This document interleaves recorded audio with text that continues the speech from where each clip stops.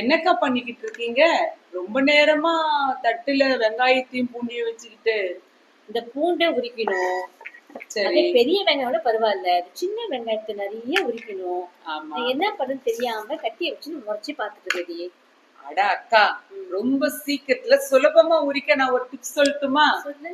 அக்கா, பூண்டை கொஞ்சம் உடைச்சு தனித்தனியா பிரிச்சுக்கோங்க பல்லு பல்லா. சரி. அத அப்படியே கொஞ்சம் வெத வெதன்னு தண்ணியில போட்டு ஒரு 10 நிமிஷம் வச்சிருங்க பாத்திரத்துல.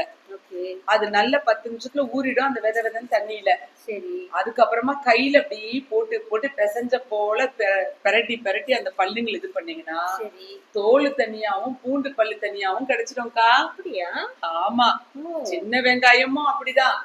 ஒரு பாத்திரத்துல சாதாரண தண்ணிய வச்சு அந்த சாம்பார் வெங்காயத்தை அதுல நல்லா முழுக வச்சு ஒரு 10 நிமிஷம் வச்சிருந்து அதுக்கப்புறமா அப்படி நிமிட்டி பாருங்க, தோல் தனியா வெங்காய தனியா வந்துரும். அப்படியா? ஆமாக்கா. இந்த மாதிரி தனித்தனியா பிரிச்ச தோல் உரிக்கப்பட்ட அந்த பூண்டையும் வெங்காயத்தையும் நம்ம தனித்தனியா ஏதாவது கண்டெய்னர்ல உள்ள டிஷ்யூ பேப்பர் போட்டு கீழே அதுல அந்த பூண்டு பல்லையோ அல்லது அந்த சாம்பார் வெங்காயத்தையோ போட்டு வச்சுட்டு மேலையும் ஒரு டிஷ்யூ பேப்பரால கவர் பண்ணிட்டு அதுக்கப்புறம் கண்டெய்னரை மூடி ஃப்ரிட்ஜுக்குள்ளேயே வச்சுக்கலாம், வெளியே கூட வச்சுக்கலாம்க்கா. தனித்தனி பாக்ஸ் தான். தனித்தனி பாக்ஸ்ல.